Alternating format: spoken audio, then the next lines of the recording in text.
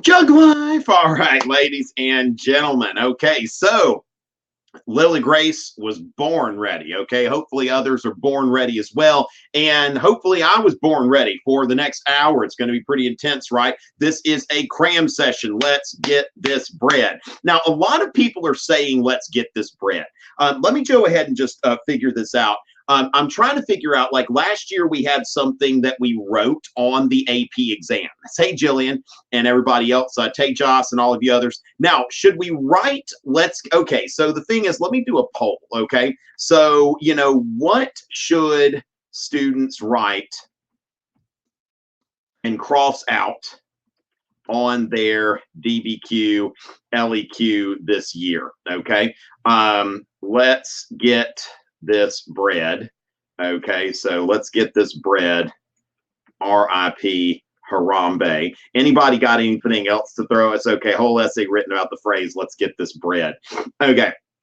All right, let's see what happens here. Let's see what happens. Y'all go and answer the poll. Now, let me see what we see here. Okay, we've got a lot of general questions. I think this thing has been billed as 20th century, but as far as that goes, you know, when we had the Renaissance Reformation thing last week, people were asking everything but the Renaissance Reformation. And so I'm glad to do this as a general review. Remember, y'all paid to be 5able plus members. I want to make sure that that's that. Okay, so as far as that goes, let's see how we're doing here. Okay, so y'all like the let's get this bread. Like, y'all want me to tell students, like, let's get this bread. Like, that's what they need to write. They need to write, let's get this bread, and they cross it out. Okay, do y'all like? Okay, I tell you what, y'all are so nice to y'all are so nice. Okay, and Ariana is here, which Ariana and I have been spending a lot of time together. Okay, so with that, ladies and gentlemen, what are some of the absolute must-know dates we should memorize? Okay, so let me just kind of take you through this, okay? And I'm not going to be projecting stuff. I'm just going to talk here, okay? Because you should have something to write on, something to write with, all of that kind of stuff. So let me go through key dates and why they matter. Caroline, I'm not sure why that one matters. Okay, so I'll just have to tell you that. Now, first of all, 1453, okay? 1453 is the first date you would need to remember. Now, that is because that's the fall of Constantinople. Hey there, Maria. So the fall of Constantinople in 1453. Now, the fall of Constantinople is of twofold significance, okay? So first of all, the fall of Constantinople was something that was a causal factor leading to the age of exploration, okay? Because as far as that goes, the fall of Constantinople is something that is leading to the Ottoman control of the trade routes. Remember the Silk Road, which people weren't liking so much. When they had an all-water route, they're thinking, okay, well, there we go. Then you've got the progress of humanism in the Renaissance, okay? So as far as humanism and the Renaissance, that these Greek scholars, they go to Italy where there are people who are just salivating over the classics. And at first, the Renaissance was about simply, okay, so the Renaissance at first was only about Italian or Latin literature. I'm sorry, Latin literature. When the Greek scholars came in, they translated Plato. Okay, so they translated Plato into Latin, and so humanist scholars could read it. So 1453, the fall of Constantinople. Now from there, I would go to 1517. Okay, 1517, which is of course Martin Luther with the 95 Theses. That is the beginning of the Protestant Reformation. Now somebody said 1555. Is that, Caroline, is that the Peace of Augsburg? Maybe it wouldn't hurt, but I don't know if I'd put it in my essential dates. Okay, so I would say 1517 because that is Martin Luther. Okay, then I would go to 1648. 1648 is the end of the 30 Years' War. And so since it's the 30 Years' War, check this out. not only do you have 1648, but if you're good at math, or as they say in British English, maths, then you can do the calculations and you can think 1648 minus 30, 1618. So by knowing 1648 and knowing that's the end of the 30 Years' War, then you're good. Okay, so especially if you're good at maths and you can subtract 30 from 1648, then you got 2 dates. Now, why do we need to know 1648? What's so important about the Peace of Westphalia? Now, sometimes I say Westphalia because I don't like to say fail on AP week, you know, but the thing is, the Peace of Westphalia, that should be the only time you're saying fail in the context of the AP Euro exam, then this is the end of the age of religious wars, okay? And so you see that the Habsburgs will never have the same kind of power and clout that they had before that. Then you see the rise of France. You see that the Holy Roman Emperor has less control over the empire and the individual princes. So 1648 is something that is very important. Now, I'm just going off the top of my head here. I would also note 1715, which that is the Treaty of Utrecht, okay, as the Dutch would say it, Utrecht. But, or you could just say Utrecht, right? It's a written test. Okay. So as far as that goes, the Treaty of Utrecht, which ended Louis XIV's wars. Okay. So that's something I would say that 1715 could be something that could be important there. And then we would go on to the French Revolution. Oh, thank you. It came from a class in California, Miss Snyder's class, Petrarch, father of memeism. Y'all get it? Get it? Memeism? All right. So father of memeism, Petrarch. I've thought about printing this shirt. I actually bought the rights to use the art, and I'd love to, like, I wonder how many people would look at this. Yes. But that is one legacy of the 30 Years' War. Lily Grace, you were born ready, weren't you? That the Dutch were recognized as independent from the Spanish Habsburgs. So yes, exactly. And that's the end of the 80 Years' War for the Dutch. And so as far as that goes, yes, it's Petrarch. All right, so I may put that on the merch. We'll see about that. Okay, so yeah, I'm working on merch. I swear I'm working on merch, people. Okay.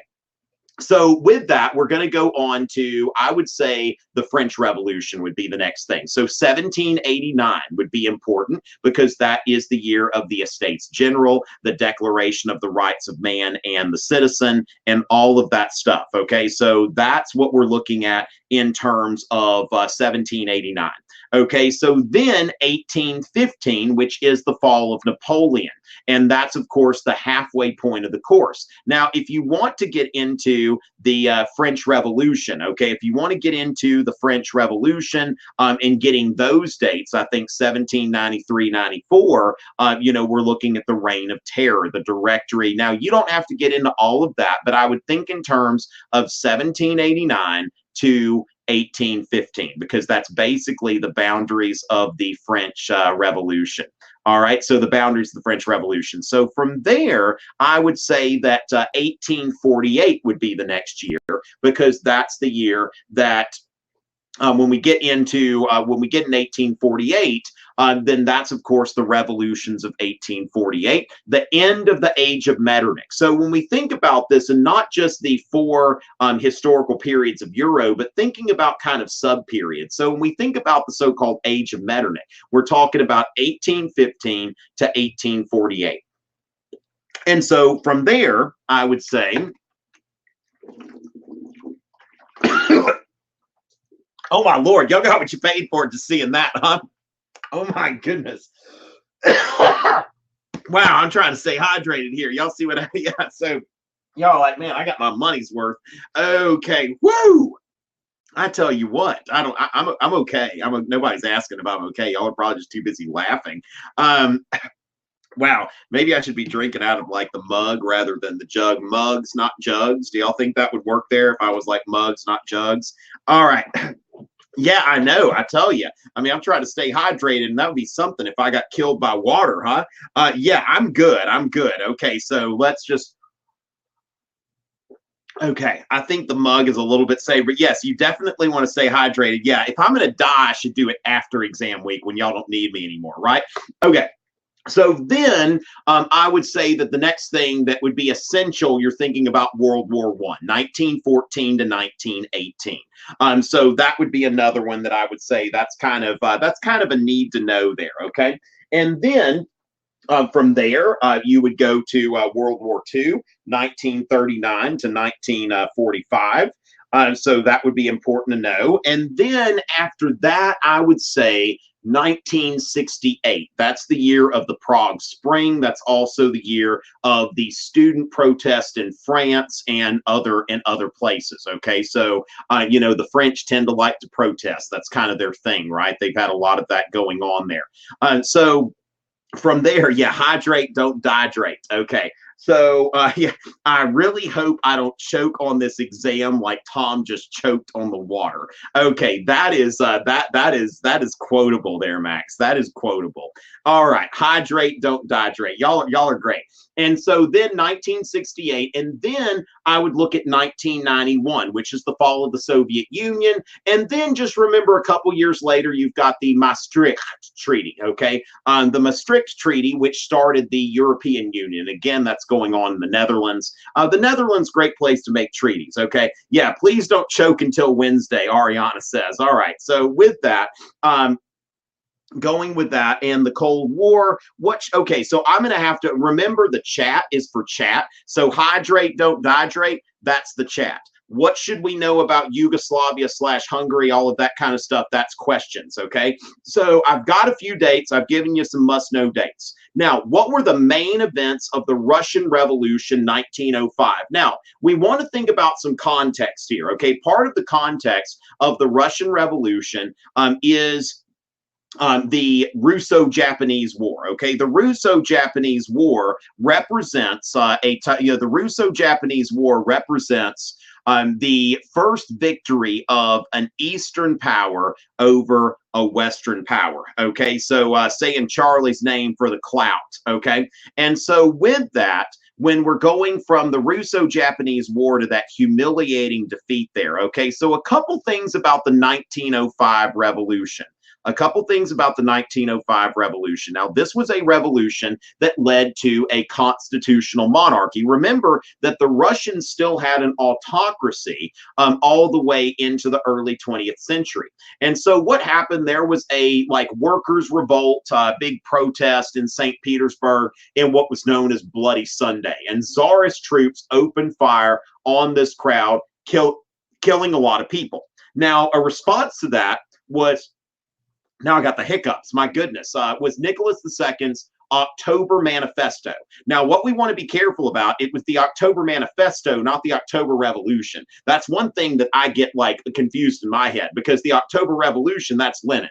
And that's 1917, right? The October, which 1917 be another good date to remember, by the way. But the October Manifesto, that was Nicholas II in 1905 that was stating that I'm going to create a state Duma and we will start to have a constitutional monarchy. Okay. And so from there, that's the 1905 revolution. And then World War I happens. And then when you go from there, of course, you've got the Bolshevik Revolution, the October / November Revolution, depending on whether you're using the old calendar or the new calendar. And so from there, I think that you get into not so much dates and events as much as you want to make sure you understand the NEP, okay? Lenin's NEP, which was Lenin's new economic policy. Now, Lenin was just trying to make things work, okay? It ended up when they tried to collectivize everything and the state owned every enterprise, that wasn't working out so well. So Lenin decided, you know what, let's do some incrementalism and let's do the NEP. And so the new economic policy was that major industries would be owned by the state, but it was okay for, petty capitalism, like basically that small businesses and stuff like that could stay in private hands. So, for example, something like Fiveable or TomRitchie.net or something like that. Those things can stay in private hands. But when it comes to heavy industry, the big conglomerate companies and stuff like that, the major industries, those would be handled by the state. Now, Stalin rolled back the NEP. He quit the NEP. And then also another thing that we want to note about Stalin is this idea of socialism in one country. You know, Lenin never officially abandoned the idea of a worldwide communist revolution. I don't think the NEP was necessarily like perestroika. I wouldn't try to. It's not any perestroika. I wouldn't try to do that. Okay. Do I have a way to remember the differences between the Council of Trent, the Peace of Westphalia, the Edict of Nantes, and the Peace of Augsburg? Okay. Now, as far as that, it's not like a jingle, Tejas, but out of these, you've got, wow, yeah, that's a lot. What is it you want me to do here? So the Council of Trent, okay? Now, as far as what the Council of Trent was, that's the Catholic Counter-Reformation. And the Council of Trent, remember, affirmation of Catholic doctrine, reformation of church practice. That goes with the Counter-Reformation. The Peace of Augsburg goes with the war that happened in the Holy Roman Empire and the conflict right after Martin Luther, because of the controversy with Martin Luther. Okay, so as far as that goes, it's coming from Martin Luther. And so that's the Peace of Augsburg, whoever reigns his religion. Now, remember that the Peace of Westphalia, okay, the Peace of Westphalia is kind of updating the Peace of Augsburg, because the Peace of Augsburg, when it said whoever reigns his religion, that's as long as his religion is Catholic or Lutheran, okay, as long as his religion is Catholic or Lutheran. Now, the Peace of Westphalia, that was something that, we saw the Peace of Westphalia, that is, como se dice? All right, so that's adding Calvinism, okay? So Calvinism is being added here, okay, to the Peace of Westphalia. Then the Edict of Nantes, remember, that is in France, okay? The Edict of Nantes is in France. So it's it's kind of out there and all of that kind of stuff, okay? All right, so as far as that goes, then let's go ahead and go to the next question. Could I briefly go over the 1968 revolutions? Okay, so one of the things, remember 1968, one thing is the Prague Spring.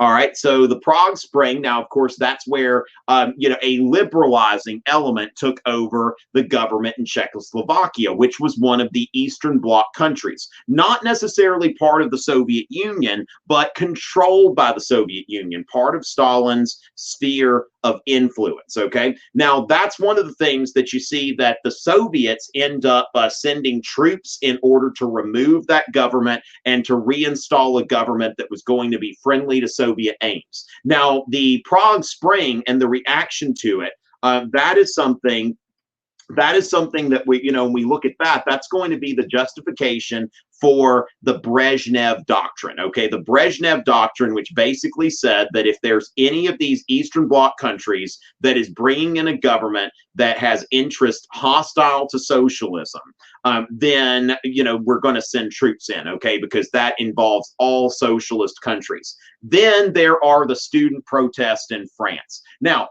I don't know a whole lot about what's going on there. I'm gonna be honest with you. Okay, that's one of those things that you don't really have to have a lot of in-depth knowledge of. That's not something that I have a lot of in-depth knowledge of. Okay, so as far as that, ladies and gentlemen, here we go. Who was Metternich and what did he do? Okay, now that, my goodness, is that a real question? Okay, let me look here. Okay.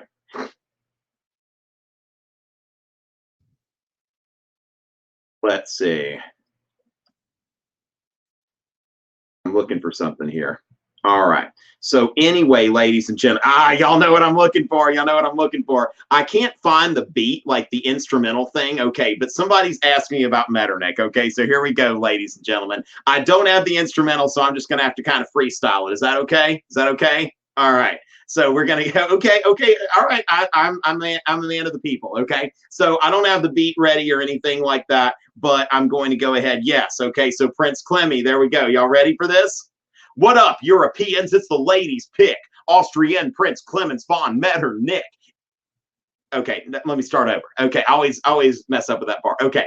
What up, Europeans? It's the ladies' pick. Austrian Prince Clemens von Metternich, aristocracy's savior. I'm the man of the hour. Gonna carefully restore Europe's balance of power. Eating nationalists for breakfast, liberals for my dinner. Gotta be conservative if you want to be a winner. I'm the coachman of Europe, so you better hold your horses because all the great powers are about to join forces. Napoleon thought he was too big for Elba, so we put him on a boat straight to St. Helena. Threatened European peace, so we sent him adrift. Shake the French Revolution off like Taylor Swift. Come on, Talleyrand, take a seat at the table because Europe needs a France that is strong and stable. I don't need to punish France. I just want to keep order and restore the old 1791 borders. The liberals have ideas that they want to express, but I shut their mouths up when I censor the press. Stability between and within European states, it's the goal of this order that I'm trying to create. So join me in Vienna where a Congress is in session. Together we can stop the revolution from progressing. This conservative order, no, it ain't gonna fall because I build coalitions like Trump builds walls. All right. So anyway, ladies and gentlemen, okay, you're rapping with me, Giselle. Okay. So, yeah. All right. Some of y'all acting like you never heard the Metternich Rap before. All right. So as far as that, Tom Ritchie's taught you everything you know. Okay. Yeah, Tom Ritchie's taught you everything you know. So, so as far as that goes, let's see.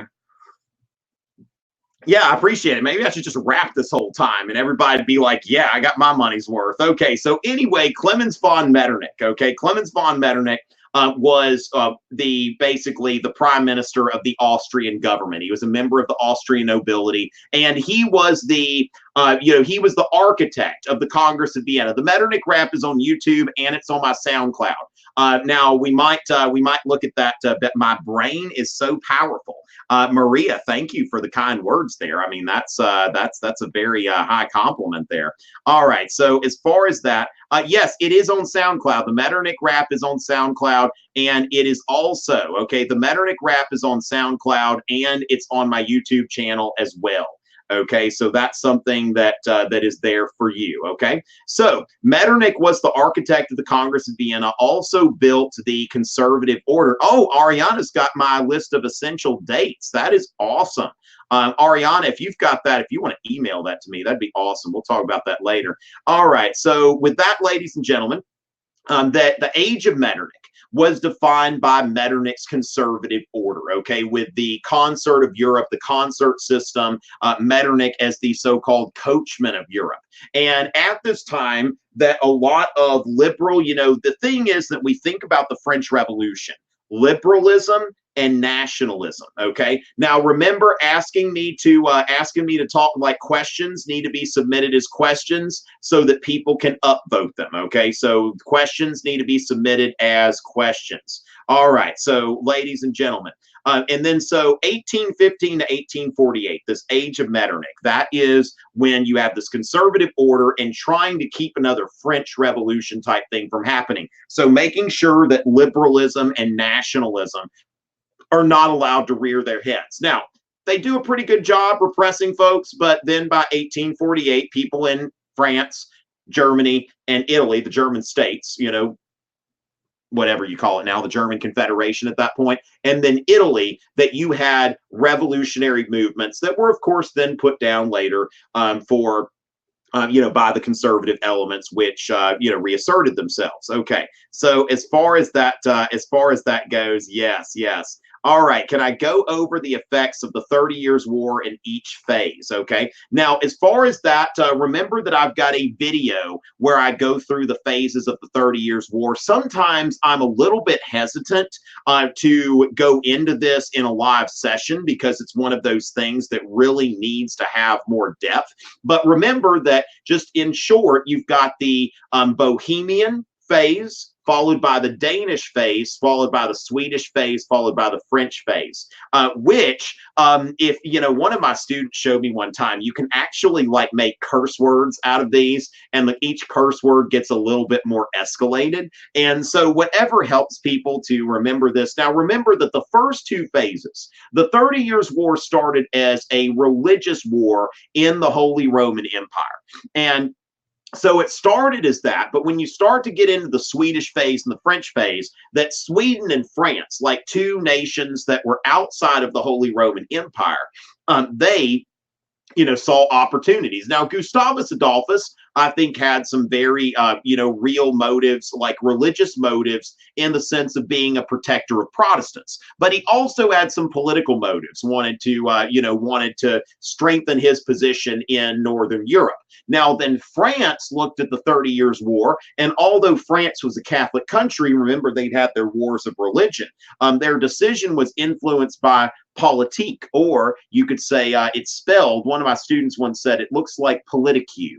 Okay, so politique, which kind of came out of the French wars of religion, that this mindset was a mindset that, look, we're Catholic, we're a Catholic country, but the Protestants are fighting against the Habsburgs, who are our rivals in the balance of power of Europe. And so France got involved on the side of the Protestants against the Habsburgs. And so as far as the Peace of Westphalia, you're looking at the establishment of France. Like, France, after the 30 Years' War, is all set up to become the preeminent power in Europe. And the Habsburgs are never going to wield the kind of power that they had wielded before that.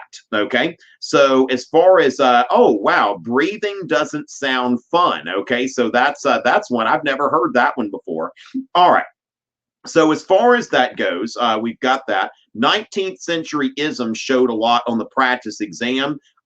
This passage, okay, well, thank you. Okay, demonstrates the effect. Yes, I would say here that my video on the 19th century isms, it's something that would take a long time for us to get into here. But yes, I think that's something that you want to make sure that you understand all of the relationships here. But I would definitely well, oh, the itsy BDSI spider, the itsy bitsy spider. Oh my Lord, y'all come up with such interesting things. If you make the French phase into the international phase, then it's BDSI. And so the itsy bitsy spider, y'all are so funny. Okay, so yeah, I would refer you to the video because I think that you need to get a full treatment of that. Now, remember, for example, liberalism. That was one thing that I saw, like we were doing a practice question last night during my multiple choice strategy session. And what I noticed in that multiple choice strategy session was they did expect you to have a very firm grasp of liberalism. Now, especially economic liberalism in terms of free trade, low regulations, not a lot of interference from the state. Basically Adam Smith's philosophy there. And so with that, I would say that, yes, that is definitely important, but look up my video on 19th century isms. Okay, so then what caused the collapse of the USSR? Now, Americans, we like to say Reagan, like America, but really, like, communism, had a lot of problems that were basically kind of leaning on this structure that is about to collapse. Okay, and so with that, we want to think about Gorbachev and his reforms, his attempted reforms of glasnost and perestroika. Remember glasnost, we can see through it. Openness, perestroika, restructuring. Okay, perestroika, restructuring. And Gorbachev was meaning to save the system, but really, when it comes down to it, ladies and gentlemen, it's just socialism is not a good idea. And that's something that, people just have to kind of get into their heads that, like, socialist economies do not work as well as liberal, liberal market economies. And so there were a lot of inefficiencies. There were a lot of secrecy. There was a lot of secrecy involved here, and that sort of thing. And so with that, Sam, the multiple choice live stream, that was last night. That was a premium session that I did, through my own stuff there. Okay. But what caused the collapse of the USSR? It was just decades of economic inefficiency, of secrecy. Not even the higher ups really knew what was going on. But yeah, when we think about the fall of the Soviet Union, you really want to focus on Gorbachev, glasnost, and perestroika. All right.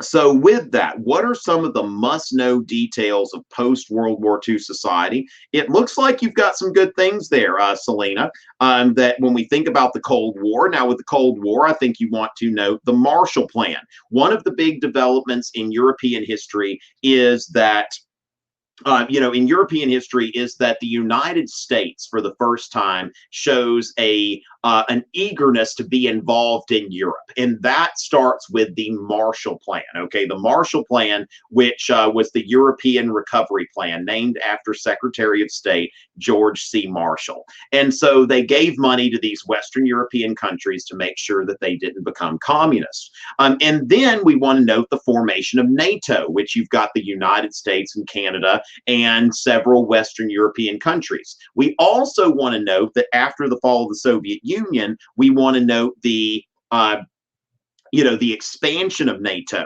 that there are several Eastern Bloc countries, like Poland's in NATO, Romania, I believe, is in NATO, the Czech Republic and Slovakia. Ukraine's not in NATO at this time, but maybe someday. But then you've got Estonia, Latvia, Lithuania, which were part of the Soviet Union that are now in NATO. So NATO has expanded quite a bit. I'd be interested in that and, see what that new comedian president in Ukraine thinks about NATO expanding into Ukraine. That would be an interesting question. Y'all know that they just elected a comedian as president, which the United States has a reality star as president. Ukraine has a comedian as president. So the Marshall Plan, the European Recovery Plan, which was the United States effort to make sure that that basically makes sure that European countries, Western European countries, did not become communist. Okay, so you want to know that. Now, also, I've already mentioned the Brezhnev Doctrine, which is very important, and you want to associate that with the Prague Spring.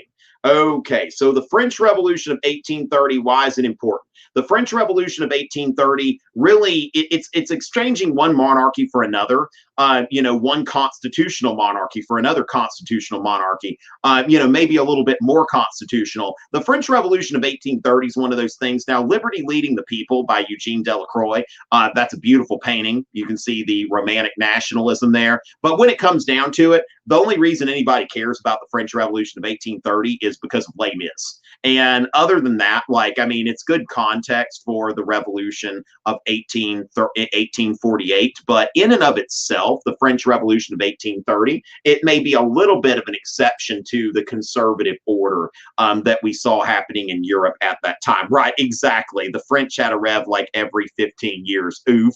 All right, this oof thing, I've got to really learn how to use this. Somebody taught me in an Instagram live, somebody taught me last week how to do the whoa, you do something something like that. And so I've just got to learn how to skillfully deploy oof. Okay. So the Spanish Civil War, the Spanish Civil War was a conflict between, basically, this is one of those things that it's a lot more complicated than we're going to be able to get into here, but that Spain and France, in both of those countries, and in the United States, I think we've got that to an extent as well, that Spain, you had tension between a conservative Catholic Spain and a more progressive and secular Spain. And so what happened is there was this fighting between these factions and the so-called Spanish Republicans. A lot of these, though, were infiltrated. On one hand, you had the Republicans who were infiltrated by, in a lot of cases, communists and people like that. And then on the other side, you've got the phalangist, or something like the phalange and a phalangha.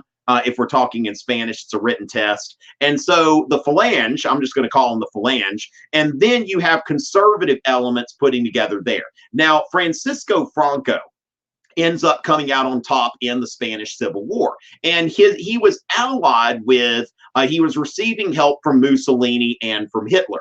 Now, what we want to be careful about is profiling Franco as a fascist, because Franco was an authoritarian conservative.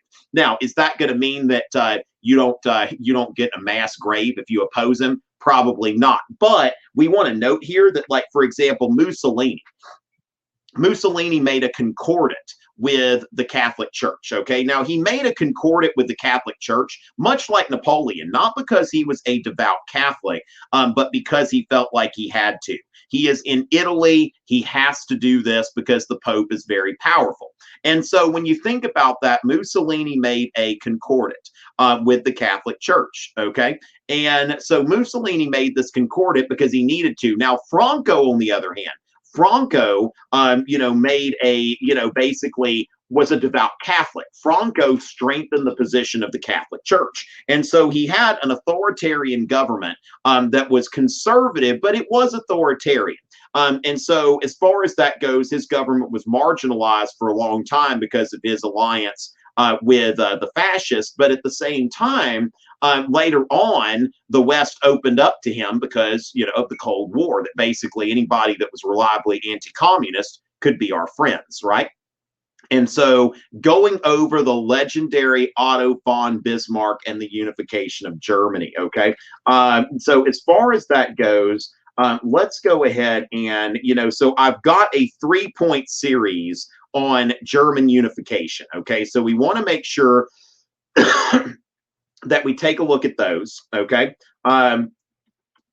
So those videos are there, but at the same time, we also, there's one more thing that I want to note here.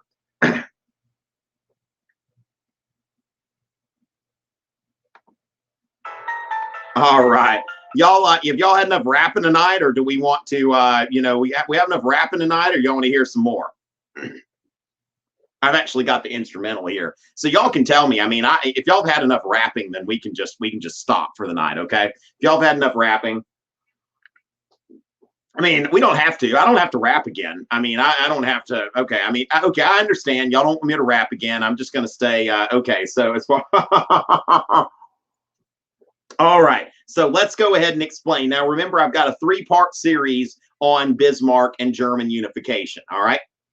So let's do a little more warm water records. This is available on my SoundCloud. A couple graduates from my high school actually professionally recorded this one, and I'm really proud of it. But anyway, let's go ahead and go over Bismarck.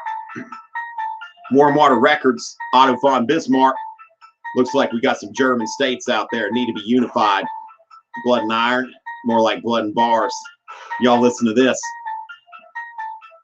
I'm the Iron Chancellor, and I feel an obligation unify the German states under Prussian domination, a conservative at heart. But I've got a little trick. It's the politics of power. Call it real politic. An alliance with the liberals because I'm industry emphatic and they're secular. They like my culture cop against the Catholics. And the Social Democrats because I'm gonna put it bluntly that Germany will never be a socialist country. I've got old age pensions and some accident insurance. If you're hurt at work, I've got your back. You've got my reassurance.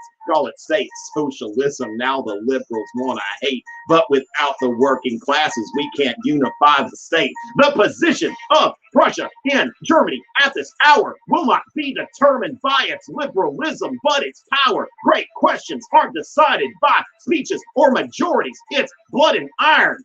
I'll use war to spread authority.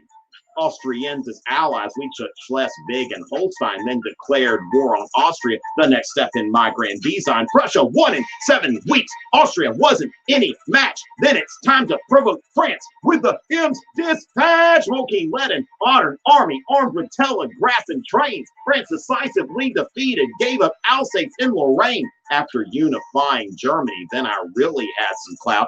Now it's 1890 and I'm out. Whew, I tell you what, all that rapping can make a man tired, ladies and gentlemen. Okay, so as far as that kind of stuff, yes, but all that blood and iron, ladies and gentlemen.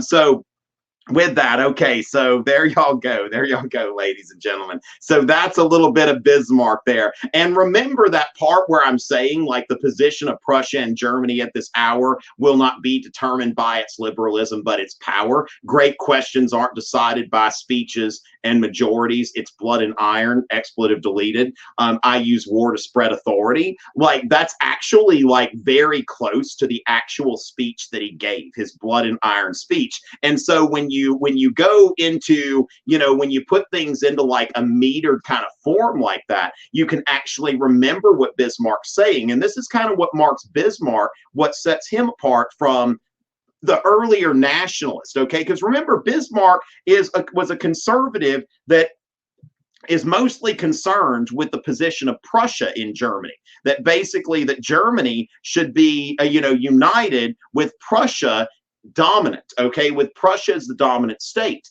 And so this is after, you had the failed Frankfurt Parliament and the revolutions of 1848. And of course, you had the failed like Roman Republic in the Italian Revolution of 1848. So the revolutions of 1848 in both Germany and Italy, you pass it on to somebody who is more pragmatic, with Bismarck in Germany and Cavour in in Italy, which both of them were much more into like a realpolitik kind of mentality there. And so can I discuss the origins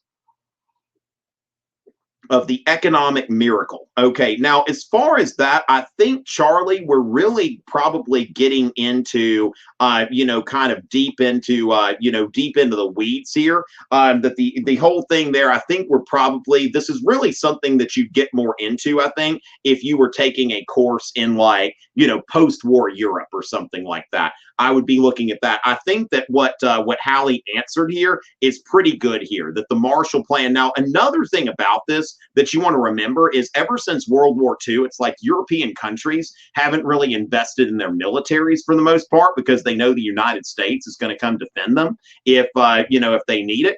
And so that's something that, of course, you can, the European countries. Now, after that, you saw a massive expansion of welfare states in Europe following World War II, like the National Health Service in Britain. That was after World War II. So there are a lot of things like, and that's kind of come back, started to catch up with some European countries, that they've spent so much on like social welfare that it ends up they're thinking, okay, we've got to figure out some kind of way to cut spending. But basically, European countries were able to invest a great deal into, social welfare policies, partly because they were getting money from the United States and the Marshall Plan, and they, had United States military support.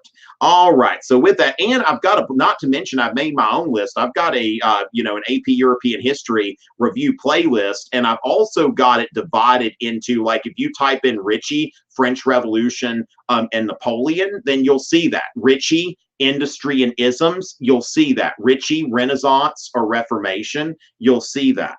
Okay, so as far as that goes, can I go through? Can I do one massive overview? Okay, now I've already done that on Annika, whatever I'd call you. It's a written test, right? I think I've already kind of gone through some important, some important events and that sort of thing. Okay, so so with that, all right. So the 2016 DBQ, if we're talking about traditional conservatism and new conservatism,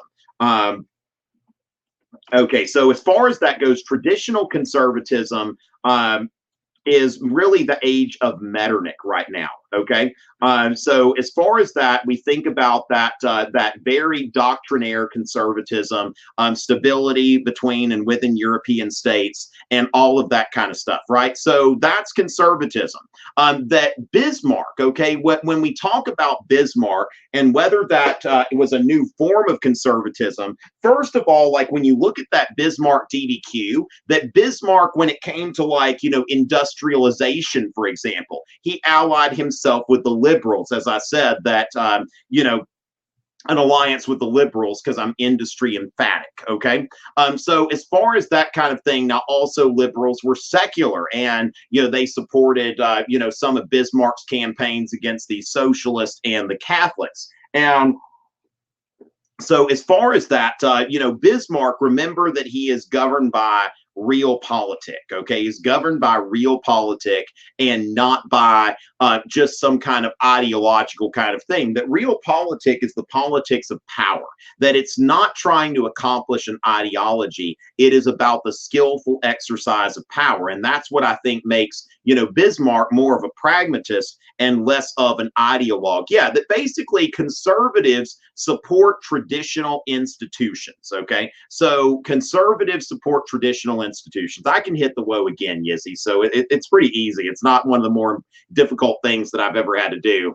Okay, so you can do that. That's what I was told. Okay, so going on that, I would say just note Bismarck's pragmatism. Okay, the War of the Spanish Succession, Charles II of Spain, inbred level 5.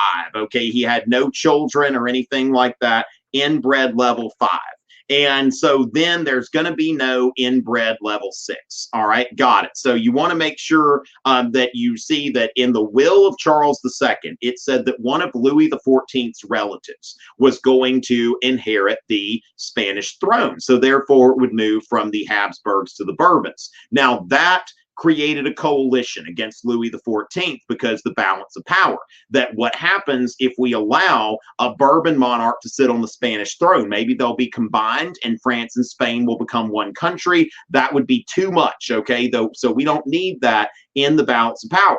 And so the coalition mobilizes against Louis. Louis basically fights them to a draw. And at the end of the day, the Treaty of Utrecht, or as the Dutch would say, Utrecht, okay, you need to put in that kind of guttural sort of sound there. And that said that essentially that, a Bourbon king could rule in Spain, but the two houses, the French and the Spanish house, could never be combined. Okay, so they have to agree to that. And the British get Gibraltar, okay, which of course was valuable as in southern Spain, a valuable area that served them as a naval base. And so with that, also the Treaty of Utrecht represents the end of Louis XIV's wars, okay? And so as far as that, okay, so y'all want me to dab now. You got me to hit the whoa. Dabbing is still a thing. I tell you, I don't think dabbing's ever going to go away, ladies and gentlemen. Okay, so I don't know if people really want me to dab, right? Is that still a thing?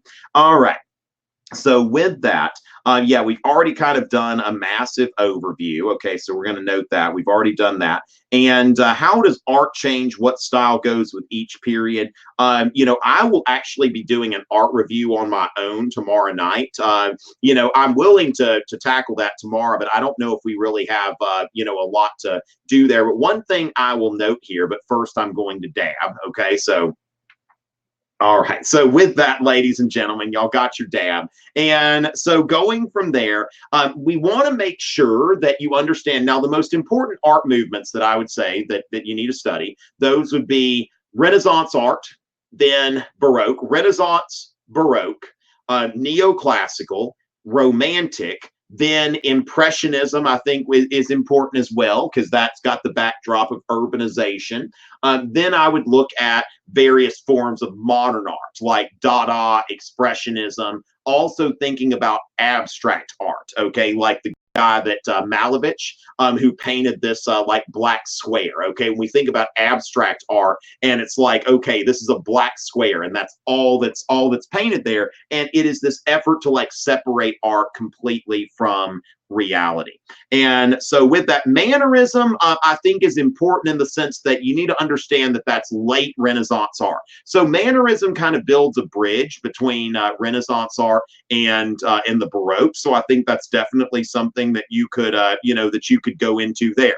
But understand that mannerism is, kind of an extension. It's otherwise called late Renaissance art. It wouldn't be a bad idea. I wouldn't think in terms of, now I'm not really going to talk in detail on a fiveable stream. I'm not going to really talk in detail about my other reviews because I want to keep, I'm working here for fiveable. So I want to keep it focused there. Okay. So let's, there are other places you can find that stuff, but I'm not going to talk about that on a fiveable stream. Okay. So any other questions, I'll be, just find me outside of here and we can talk. So as far as that goes, that, with each time period, you want to think about what's in the backdrop. So, for example, when you're thinking about Renaissance art, then humanism. Okay, so you're thinking about humanism and what's going on there.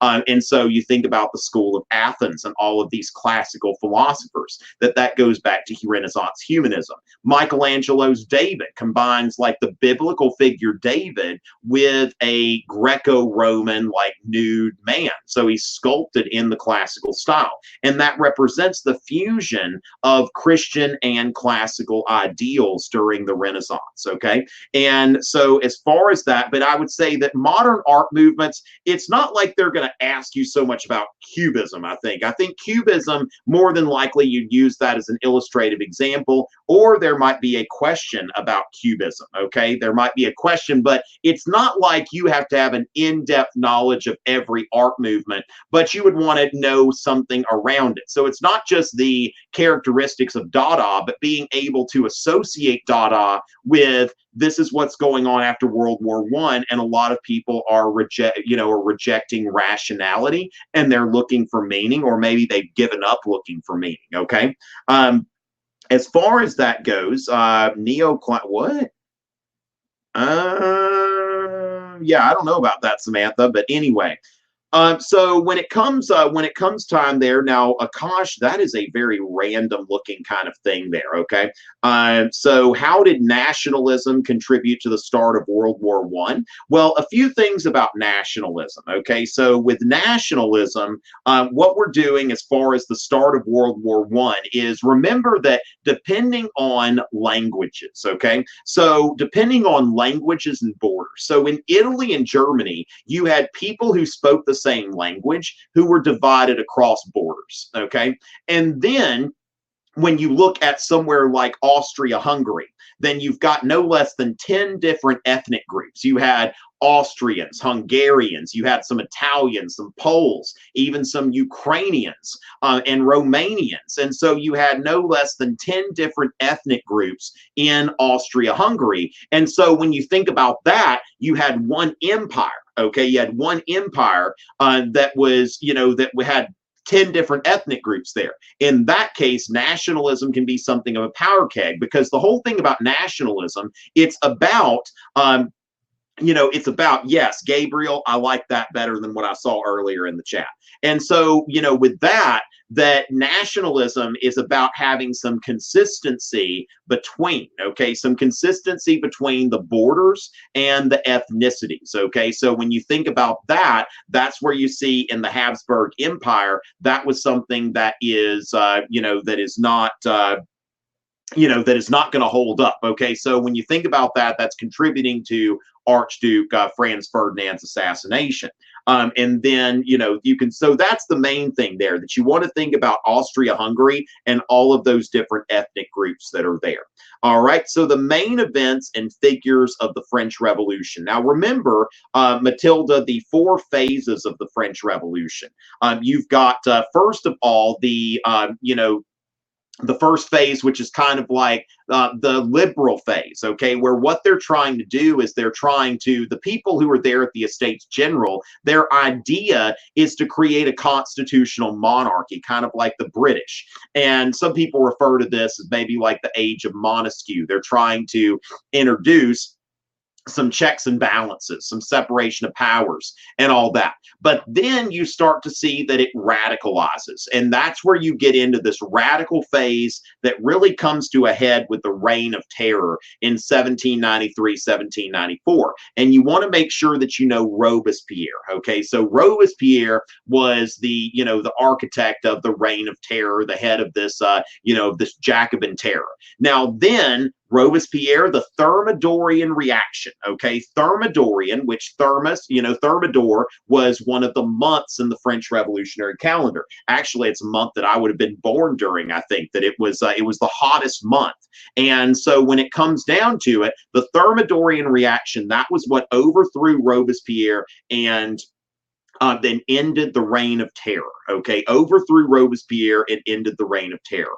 And so with that, you go into the Directory phase. Now, that's basically just kind of a 5-year sort of cooling off period, and that's where you bring in Napoleon. All right, so Napoleon takes power in 1799, and remember that, oh my goodness, y'all say some crazy stuff in the chat. Okay, so with that, Jillian is a G. I agree with that. So with that, you get into Napoleon. We want to divide that between the consulate and the empire. Okay, so it's like basically that Napoleon, the first French empire, which I'll tell you the truth, I get it mixed up. Was it 1803, 1804? Well, the thing is, the Louisiana Purchase was 1803. The first French Empire was 1804.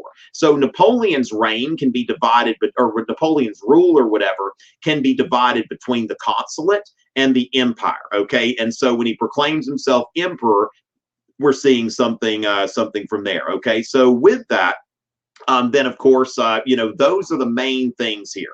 And of course, then Napoleon has his first and second exile in all of that. And then the French Revolution is ended by the Bourbon restorations. Okay, with restoration. All right.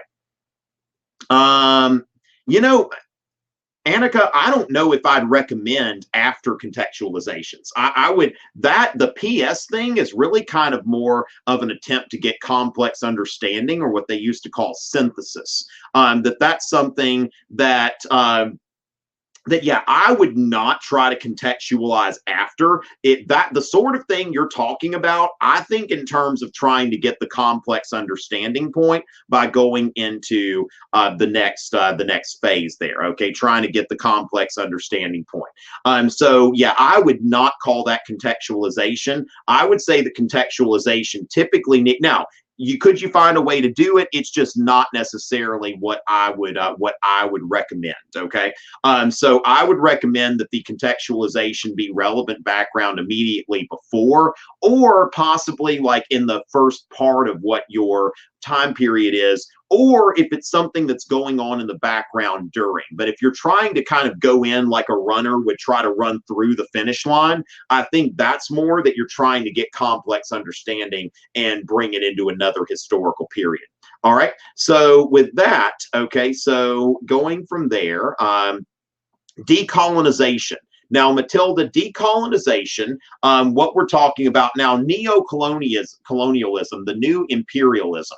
Okay, that is, the new imperialism is, of course, to distinguish that from the old imperialism, which was during the age of exploration. So the new imperialism is in the late 19th century, in the early 20th century. Now, decolonization has two phases, okay, has two phases. And so decolonization, the first phase and the second phase of decolonization, World War I starts the first phase. And that's when, if you lost World War I, you lose your colonies, imperial possessions, and they'll be taken over by the British and the French. After World War II, everybody's starting to lose their colonies. Okay, so the British lose India, the French lose Indochina, Vietnam, Laos, Cambodia, etc. So make sure that you understand that decolonization had two phases: one after World War I, and the second after World War II. Okay, and as far as that goes, since we have a question about breakfast, yes, there is going to be breakfast. I'll talk more about my activities on my own YouTube channel, not so much in the Fiveable stream. Okay, ladies and gentlemen, I'm easy to find outside of here. So I'm working for Fiveable right now, but I'm a very easy guy to find this week. Okay, so going from there, ladies and gentlemen, let's see if I've got one question that, now the welfare state, what you want to remember, Kiana, is that started with Bismarck, okay? So Bismarck was the first person, and that's kind of something that, when we think about Bismarck as betraying the ideals of traditional conservatism, that the welfare state is something that, traditional conservatives felt like that was caving into socialism.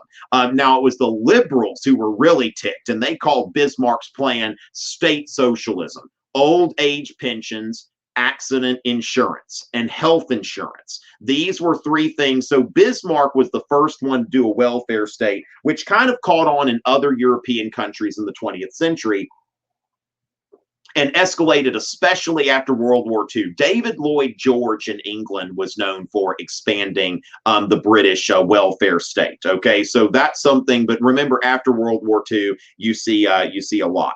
Okay, and so going from there. Okay, so let's see the important. All right, credit. Now, I would say the first couple women that come to mind, Ben, are, we would think in terms of Mary Wollstonecraft. Okay, Mary Wollstonecraft, who wrote Vindication of the Rights of Man, followed by Vindication of the Rights of Woman. She was like the first woman to popularize feminism. I've got a whole video series on women and the French Revolution. Okay, so I go into Mary Wollstonecraft, Charlotte Corday, Marie Antoinette. So I get into these women who were important in the French Revolution. Now, another one I would recommend be Emmeline Pankhurst, who was known for her, advocacy, or very militant advocacy of women's suffrage. Okay. as far as that goes, advocacy of women's suffrage. And then I would say Simone de Beauvoir, who wrote The Second Sex. Okay, so she wrote The Second Sex, which was pretty much kind of the foundation for thinking on so-called second wave feminism. Okay, so with that, ladies and gentlemen, looks like we've got 9 o'clock. And remember, I will be back tomorrow evening at 8 for another Fiveable Cram session. Again, I'm working for Fiveable right now, but I'm an easy guy to find on the internet. So you'll find me before long if you're looking for me. It's always a pleasure, ladies and gentlemen.